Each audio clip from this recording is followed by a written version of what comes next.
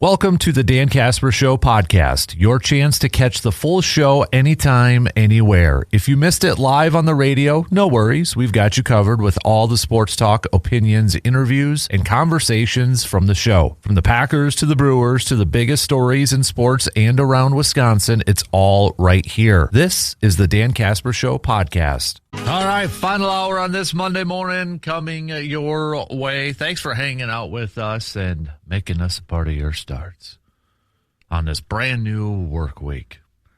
We've got Brewers talk. Brandon Woodruff looks like he's going to be back in the rotation tonight for the Brew Crew. So we'll hit that up, talk a little Brewers. It is a Monday, which means it's best and worst from the weekend. What is your best and what is your worst from the weekend? All right. VFW Post 305, best and worst from the weekend. Send those on over. Hit me up, 715-830-1912 on that Shoe Doctors bullpen line. Hey, today only, June 22nd, at our good friends at Hy-Vee in Eau Claire, you can earn 20 cents off per gallon. 20 cents off per gallon with every $40 purchase at Hy-Vee in Eau Claire. This is just for today only. So stock up on some items. Kiddos are at home, maybe going to some concerts or to some ball tournaments and such. Perfect way to double dip. You can earn some, or you can save some money by doing your shopping at Hy-Vee and then save some money at the gas pump with fuel savers from Hy-Vee in Eau Claire. It's today only. Today only, peeps. Okay. We've got John chiming in here saying that my gut says not to trust a lot of what Shams has to say, but I think Giannis gets traded after the draft. I'm a little nervous right now because is it going to work now? But it's like Twitter's down. And sometimes that means, is there just something big going on? And is something happening with Giannis and that? So that's where it's like, okay, I keep refreshing. My phone is not working. On the computer, it's not working. I'm like refreshing. I'm like, just give me something. Something works. Something worked. Is something happening? So I'm a little nervous that I'm missing out. FOMO, fear of missing out right now. But whenever it does pop up, we'll bring it up. I know. I feel like it's going to be before. I don't know if the Jaylen Brown stuff's legit now with the Celtics being in the lead to acquire the services of Giannis and Jaylen Brown being a part of that. Just my gut. No inside info. Just my gut. It feels like, is this a tactic that is being floated out there to try to get maybe like the Heat to up their offer? Because you got two teams, actually three if you count the Bucks in this thing, but these are all Eastern Conference teams. Kind of competing against each other for the services of one Greek freak.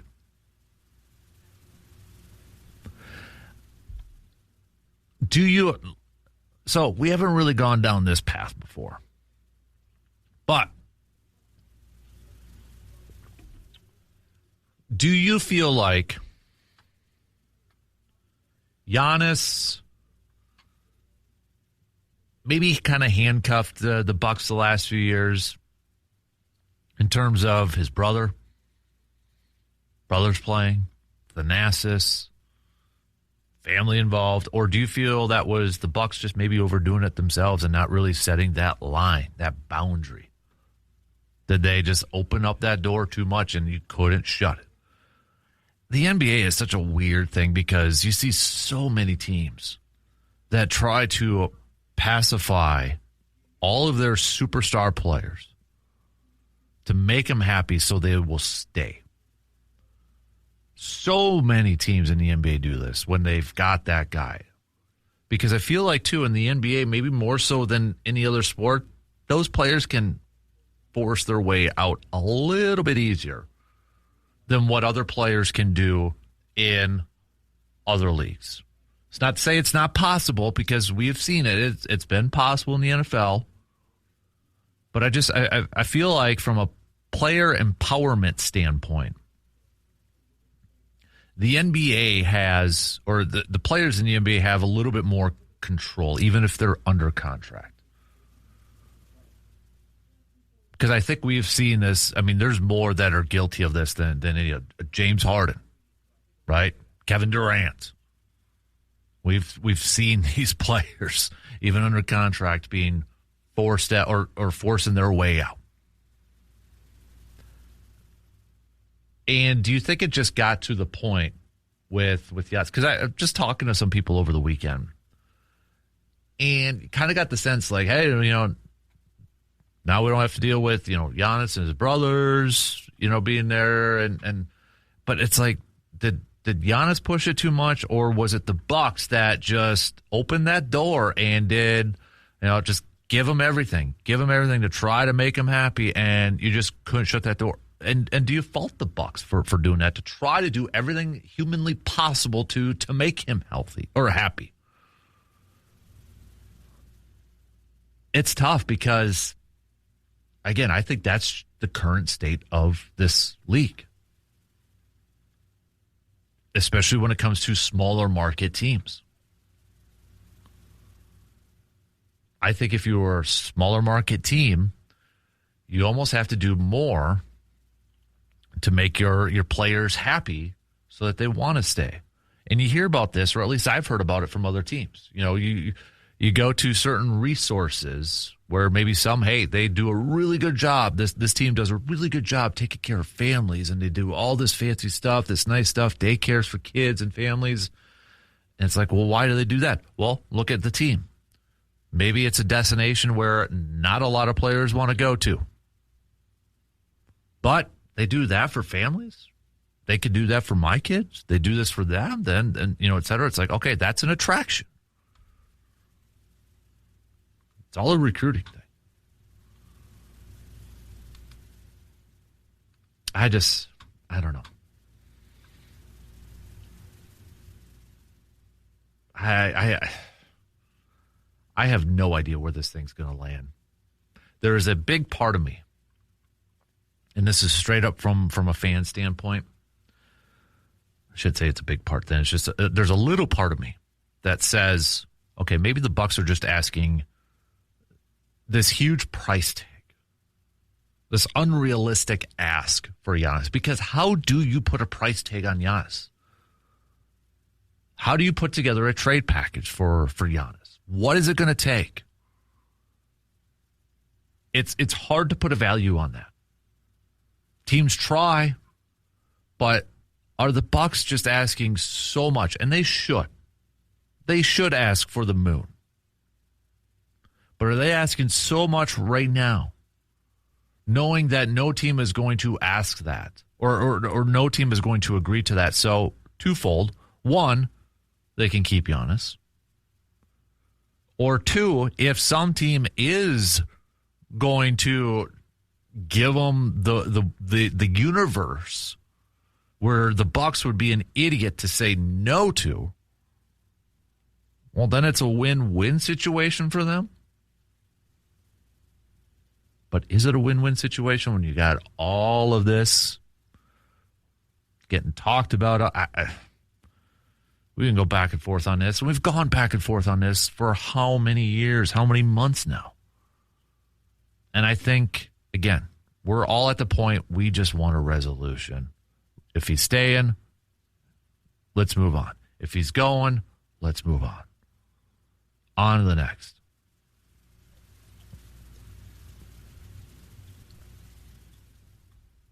And I think we're at a point that it's a game of chicken. The Bucks are out there wanting the world, the universe. They want everything.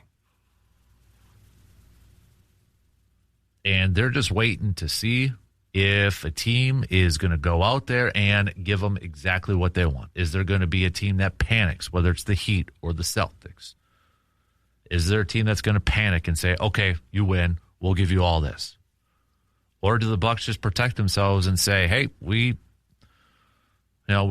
this was what we wanted, we didn't get it, so we're going to keep the player?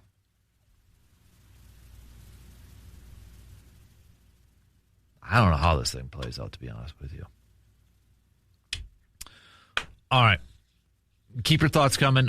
We've got Tim says, I don't think Giannis gets traded before the draft. I think the Bucks want a lot for him, and we'll wait it out. And please don't trade him to the Celtics. I love Giannis, and I hate the Celtics. I want to root for Giannis wherever he goes, but can't if he is a Celtic. Is this different for you than, say, Rodgers? Everybody? Or, I mean, Favre's weird because of the Vikings thing, and there was a rivalry, and I don't really think the Bucks have a rival, but maybe it is the Celtics or something like that. But I know I threw out the question earlier, and like last week or the week before, is there a team that you don't want him to go to because you don't want to root for it? But how do you compare this to some of the other superstar trades in the state of Wisconsin, whether it was a Favre or a Rodgers, or if it was a Brewers related one? Or does this not even compare? Is it different? What's the best comparison from a Wisconsin sports standpoint that we're going through right now with this whole Giannis thing that you would compare it to? Let's take a quick break. We got baseball tonight, too. Brewers taking on the Reds. Brandon Woodruff. Sounds like he's going to be back on the mound. So we'll do a little baseball talk coming up after these quick words. The title belts are in, people. They are sitting right here on the table in the studio. Title belts are in for the 6th annual Casper Classic. Get your two-person team. Title belts for two of them for your team. So you don't have to fight who gets to keep it. All right? You each get one. So sign up your two-person team today by heading to sportstalk1051.com for just $90. Not $90 per person, $90 for your entire team. To get to play 9 holes, you get your carts, you get a meal, you get some drink tickets as well. So get on over, sportstalk1051.com. The 1 p.m. one is now starting to fill up here too. So you got 1 p.m. tee time slots and 7:30 a.m. tee time slots. We call that the Surveyor flight if you want to go out there with Surveyor Sam. So big thanks to our partners this year so far: Muldoon's, Park Ridge Distributing, Hy-Vee and Eau Claire, Kelsey Nikolai, Edward Jones Financial, Dodge, Cambridge, Myron Construction, VFW Post 305, Superior Auto Body, Window World, Home Oasis, Residence Branding, and Claflin Construction. So if you are interested in partnering up, maybe being a whole sponsor, or donating a raffle prize too, because 100% of the proceeds from raffle prizes go to help fund Backyard Dreams, please reach out. Would love to hear from you. So, Brewers, after a weekend where they dropped the series against the Braves, are going to be right back at it tonight. And it sounds like Brandon Woodruff is going to get the start. So, what should the expectation be for Brandon Woodruff when he comes back? What should that be? Whoa, never mind. Back up. Beep, beep, beep, beep, beep. We got breaking news. This is maybe what's setting Twitter on fire right now. I wonder if this is what's setting Twitter on fire. Michigan head coach Dusty May is finalizing a deal to be the new head coach for the Dallas Mavericks. All right. Big Ten, wow. That has Big Ten ramifications. Dusty May, Michigan, just coming off the national title. Whoa, Nelly. Wow, that's huge. That is huge. I will see it. I mean, yeah, you got Cooper Flagg there. But, I mean, you're just coming off of... I would love to know. Money talks. Money talks. We know that's probably the key in a lot of this stuff. But is this another example of the current state of college sports, where you have a college coach that maybe doesn't want to have to deal with NIL, transfer portal, that sort of, I don't know.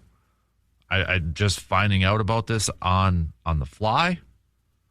But man, that is quite the quite the shakeup in the Big Ten for basketball. Holy moly. Didn't see that one happening. Man. So, again, Michigan head coach Dusty May. Michigan men's basketball head coach Dusty May taking the Dallas Mavericks head coaching job. All right. So, that had to have been what was messing up with my Twitter homepage where I couldn't get anything to load on. That had to be it. All right. Not the basketball NBA news that I think we were maybe expecting to see or hear today, but nonetheless, that is a huge one. So, Brewers back at it tonight. You can listen to the game on your radio dials of 105.1 FM, 790 AM. Coverage will begin at 6:10. Or, excuse me, game first pitch is at 6:10. Coverage begins 35 minutes prior. Brandon Woodruff. What's the expectation for him? I think, ideally, if he can, if he gets back to pitching like we saw earlier in the season, before that final game where obviously the miles per hour was really down, which flagged that there was something amiss, something going on with Brandon Woodruff. But if he pitches to what we saw at the beginning of this season, is that good enough to kind of be the third starter in this rotation? A rotation that features Mizorowski and Harrison. There's no question those are the top two. Mizorowski is a bona fide Cy Young candidate. Harrison, he is pitching at an all-star level.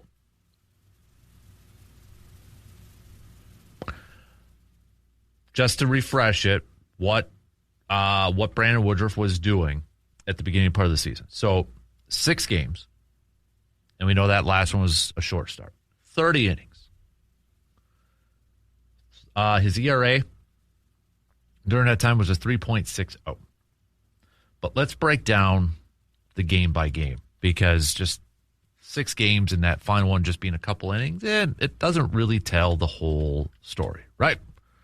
So let's kind of break down the games that he did pitch in so far this year. 2-1, 3.60 ERA. And we haven't seen him nearly 2 months. So his first game, March 31st against Tampa Bay. He threw 5 innings, 4 hits, 2 earned runs, did give up 2 solo shots. 6 strikeouts, no walks. Boston, 5 2/3, 8 hits, 5 earned runs, 4 strikeouts, 2 walks. No decision. Washington, 6 innings, 1 earned run, 6 strikeouts. Miami picked up another win, 7 innings, 3 hits, 1 earned run. Pittsburgh, 5 innings, 3 earned runs, 2 walks, 3 strikeouts, and then that game against Arizona where he went 1 1/3, gave up 1 hit, 1 walk, 2 strikeouts. His pitch counts in order: 67, 94, 70, 92, 71, 21.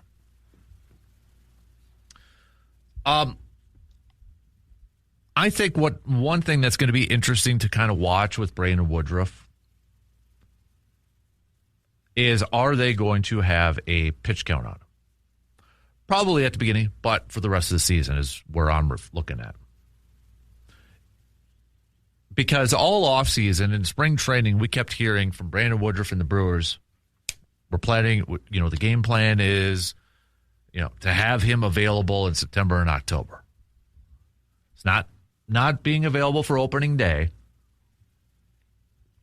It's being available for September and October. That was the game plan.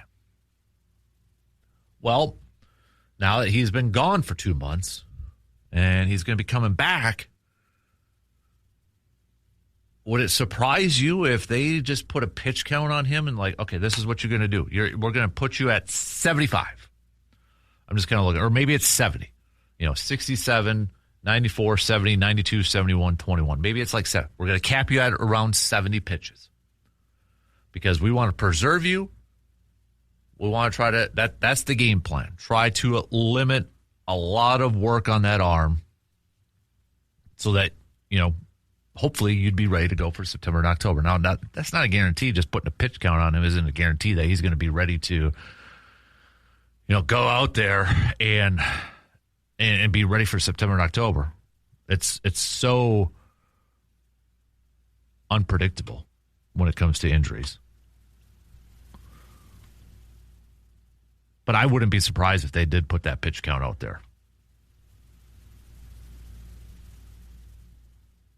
to try to help preserve him for the rest of the season. I think there's a lot at stake here for Brandon Woodruff and the Brewers in the next month or so, too. Because if Brandon Woodruff goes out there and he pitches at a high level, that answers, I think, a lot of questions for the Brewers in terms of, do we need to make another move for another starting pitcher? Now, the flip side to that is also, well, okay, can you trust him to stay healthy by the time it's September and October? Because if you make that decision by the trade deadline saying, okay, Woodruff is pitching well, he's pitching at a high level, we're good. You got another month and a half of the season, and a lot of things could happen. So maybe you're like, no, we're still going to go after a starter just to prepare ourselves. But Woodruff can make that a more difficult decision for the Brewers if he goes out there and pitches well. And say, hey, we don't need to acquire another starting pitcher. I'm good. We're good. We got our top three. The fourth is between Logan Henderson whenever he gets back. Robert Gasser has pitched back-to-back games at a high level. Or it could just be kind of piggyback starts because they got guys in the bullpen that can give you innings. Brandon Sproat, Shane Drohan, Chad Patrick, et cetera, et cetera, et cetera. But it's really going to be interesting to see how Brandon Woodruff pitches in his next few games, and does that factor into whether the Brewers decide to add more pitching before the deadline or not? I think it does factor into the Brewers' plans. It may not. If you ask a fan or if you ask Brewers fans, they'll probably say it shouldn't, but I do think it does factor into Matt Arnold and the Brewers' thinking.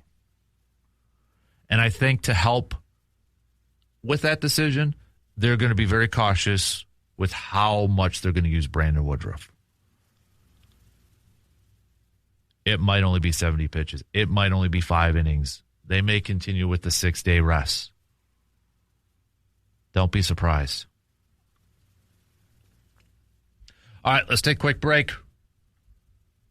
Back with plenty more coming up after these quick words. Our next Tailgate Thursday with the Eau Claire Express is coming up July 16th, a little less than a month away, but we are going to coin it the pregame to 40 because that is actually the day before my 40th birthday. So Thursday, July 16th, we're going to be in the parking lot at Carson Park and doing some tailgate fun festivities before the Express are in action that night. So make sure you get your game tickets for the Express game that night, because let's pack up the house, all right? Not only are we going to do, tailgate beforehand, but let's make sure that Carson Park is packed up for that night of baseball. So put it on your calendars. Get your tickets now for our Thursday tailgate, our next Thursday tailgate coming up July 16th, and we're going to term it the pregame to 40, baby. Speaking of the Express, good weekend for the Express, too. Getting 2 wins against Wilmer. They're on the road against Duluth. They'll be back home tomorrow against Duluth. Waterloo on the road for a couple games, and then Lacrosse home Friday, Lacrosse Road Saturday, Lacrosse home Sunday, Lacrosse Road next Monday, a week from today. But the Express right now, 3rd in their division. Playing some good baseball, though, as of late. So, yeah, good work. Couple messages here. Mike says, if the Bucks had to fill a couple of roster spots to keep Giannis in town, so be it. But if Giannis took advantage of this and was late for team flights, then shame on him and shame on the Bucks. I bet if the flights left on time a couple of times and Giannis had to find his own way to the city where they were playing basketball, that wouldn't happen anymore. I'm assuming you're referring to, was that the Miles Turner thing. That's where, yeah, I mean, if Giannis was taking advantage of it, I know Giannis downplayed it, but if he was taking advantage of it, shame on him because, I mean, you are a leader even if you're not playing. You can't be calling out this stuff while you're injured saying, hey, we got to do this, we got to do that, and then you're doing that stuff. But also shame on Doc Rivers. I just felt like Doc Rivers was mailing it in. And this is going back. This is the same Doc Rivers that when he was the head coach of the Orlando Magic. And they couldn't get Tim Duncan. I remember this because I was a huge Magic fan and I was counting on this to happen. You know, they got McGrady, they got Grant Hill, and they thought they were going to get Tim Duncan in free agency. But the story is it was Duncan's wife, fiance, girlfriend asked if like family can ride on the team plane, and Doc said nope. So you're going to be a hard, you know what, a stickler that, and then you can be late for flights, you could be late for this, you could do that. Just felt like Doc would just mailing it in. Other text, Danny hit the nail on the head with Woodruff. His rehab should be June, July, August, getting things figured out and dialed in while skipping starts because the Brewers have the arms. A bullpen day means he starts and see how far he can go, but don't push it and make sure he's ready for postseason. He deserves that. It will definitely be curious. I am really interested and curious to see what the game plan is for Woodruff. Is it the typical 5-day rest? 6. Pitch count. I think you got to put him on a pitch count. I know that he probably will early, but maybe you put him on a pitch count up until September. Speaking of the Brewers, there's a really good piece, and I'm glad he's getting the attention that he should be. But Bob Nightingale from USA Today, it was from yesterday morning, but if you haven't had a chance to check it out, it's about Jake Bauers. And we know Jake Bauers is having a really good season. Probably isn't going to make the All-Star team because when you talk about first baseman, especially in the National League, there's some serious name power to it. But it doesn't diminish the type of season that Jake Bauers is having. 270, 869 OPS, 13 home runs. But it's a really good piece by Bob talking about kind of the struggles of Jake Bauers early on in his career. And, you know, for maybe like youth coaches and little league coaches, this could be an example. But I'll just read a little bit here. It says, Brewers, Jake Bauers would wake up in the middle of the night in a cold sweat, grab a baseball bat, walk over to the mirror, and start swinging over and over again, hours at a time, until exhaustion set in. He would wake up, pour over videotape of his swing, trying to detect any possible little thing that could end all of his struggles. It was relentless, night after night, day after day, the anguish and anxiety slowly eroding his soul, wondering how long he could do this. It was a 24/7 thing, Bauers tells USA Today. I couldn't turn it off. I was killing myself. Here he was, 29 years old, with a wife and 2 young children, playing in his seventh different organization, wondering if his career was over before it ever really started. It wasn't necessarily killing me like in life, but it sucked as a baseball player. You call yourself a baseball player, you're getting paid to play baseball, and you don't feel like you're very good at it. It was near the end of the season last year. The Brewers were in Pittsburgh for a 3-game series the first weekend of September, and Bauers knew his career was on life support. He was hitting 188 with a 315 on base and a 333 slugging. Bauers, in the starting lineup, batting 7th as the Brewers DH on September 5th, popped up to the shortstop on a 78-mile-an-hour curveball. Then he struck out on an 86-mile-per-hour slider in his next at-bat. That's when he completely lost it. I remember going down in the tunnel by myself and screaming, "What is this? Are we going to keep doing this? Can I even play? Do I have what it takes? Is this it?"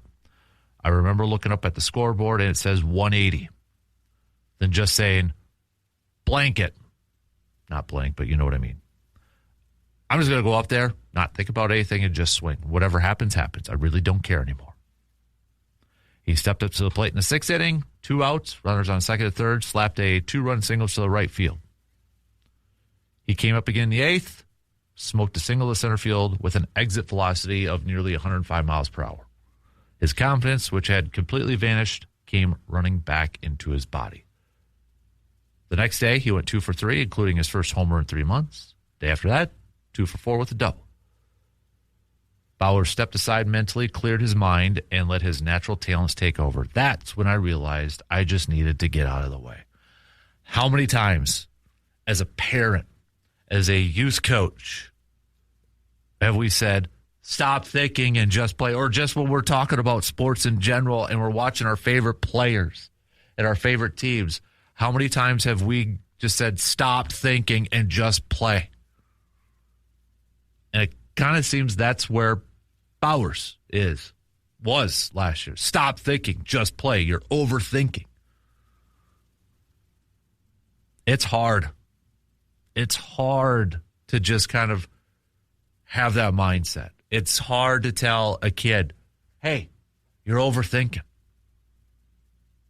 It's not something you can just shut off. It's not a flip of the switch. Again, I think so many people underestimate the importance of the mental side of sports, the mental, the mental game of sports. To me, that is one of the most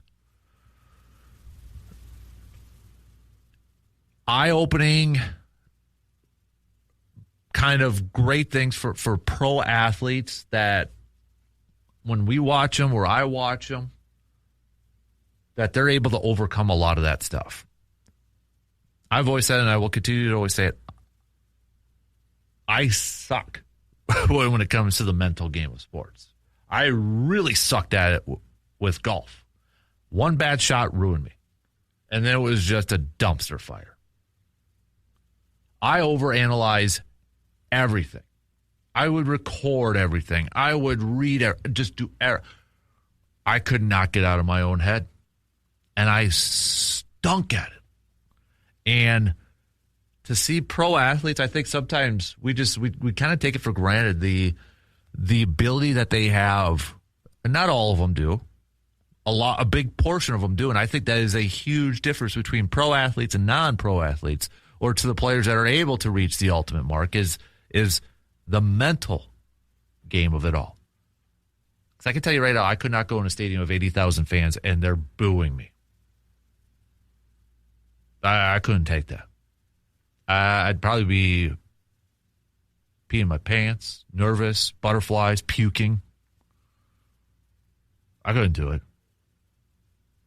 The absolute hate that you get from your own fan base if you have a bad game, or the hate that you get from your rival fan.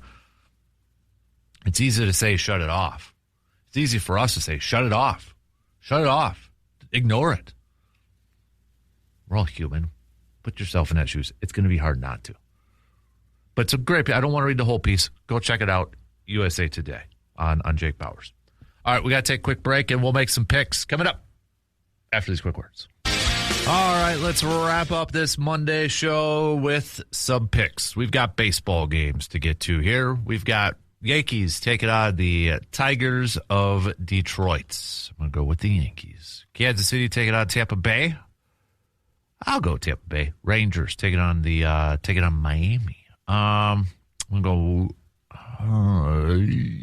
go Miami. Philadelphia, Washington. I'll go Philadelphia. Houston, Toronto. Give me Toronto. Cubs, Mets. I'll go with Cubs. Cleveland taking on the White Sox. I'm gonna go with the White Sox. Dodgers and the Twins. Any Twins fans going over there? I'm gonna go with I'll go with the Dodgers. Arizona taking on St. Louis. Ooh. I'm gonna go Arizona for tonight's. Boston, Colorado. I'll go Boston. Baltimore and the Angels. Give me Baltimore. Atlanta taking on the Padres. I'll go with the Braves. The Brewers. Brandon Woodruff, Brady Singer. I'm going to go with the Brew Crew to pick up Game 1 victory tonight against the Cincinnati Reds. So let's do it to it, Brewers. Let's get a W for Brandon Woodruff's return. So, all right. So, coming up tomorrow, since we only got 5 minutes left here, it is a Toys to Ford Grind My Gears Tuesday. So, this is your homework assignment. Give me what is grinding your gears. Okay? What's been grinding your gears? Get it off your chest. Send it on over to us. Okay? You can start to send it on over right now if you want, so you don't forget. But what is grinding your gears? Also, tomorrow is I'm not saying, but I'm just saying. Should be some good ones out there. I'm not saying, but I'm just saying. I'm not saying blank. I'm not saying Dusty May is going to be a failure as an NBA coach, but I'm just saying he won't have as much success as he did in the college ranks. I just pulled that one out of my hat. Okay, that's the example we're kind of throwing at here. So think about that for tomorrow, and you can shoot those on over too. Will we know tomorrow whether Giannis is traded or not? Will we know? Polymarket is if you're into this sort of thing. Boston has a 58% chance of being traded, or Giannis has a 58% chance of being traded to the Celtics, 36 for Miami. Okay, so there's some talk like the Bucks are officially deciding today where Giannis will. I don't know if that's like legit, but yeah. The thing is, if he goes to Boston, I don't know how the Tatum and Giannis thing's going to work out. Maybe it will. I don't know. And if they want to keep Brown, geez. Let's see it all play out before we kind of get down that road. So, this is another thing that the Bucks. Where's this at? Yeah, the Milwaukee Bucks per Mark Stein. Yeah, we mentioned this one. Bucks are reportedly considering a 2-team deal for Giannis that involves Jaylen Brown and the Boston Celtics. And it sounds like the Bucks would like to keep Brown. Would Brown be up for that, though? I don't think he would be. And I think he could force his way out. But anyways, we'll maybe talk about that coming up tomorrow if we have any news, which we probably will, because it usually happens after 10 o'clock when we're done. So make sure you're following online in case there is some big Giannis updates, Bucks updates. So tomorrow morning, again, Grind My Gears Tuesday. I'm not saying, but I'm just saying, hopefully we're talking about a Brewers win. And for Brandon Woodruff, hopefully a win for Brandon Woodruff. I think we just want to see a solid performance for him, staying healthy, get through it with no setbacks, right? Let's just win's the most important thing, but hopefully Woodruff comes through unscathed and he has a solid performance and we rock and roll. Is Cooper Pratt going to stay hot from the plate? His first 6 games of his career. Dude's been hitting well. Numbers are going to come down with more ABs. It's going to even out, but right now, first impressions, Cooper Pratt, you got to give him some credit. I mean, 368 batting average, 7 hits, 3 stolen bases. He's on a 5-game hitting streak. Keep building confidence. Keep stacking success. He's probably not going to finish the season hitting over 300, but got to like his start so far. Looks confident, and I think that confidence is just going to continue to build for him. All right, have a good rest of your day. All right, same place, same time. Tomorrow morning, 6 a.m. from the TDS Sports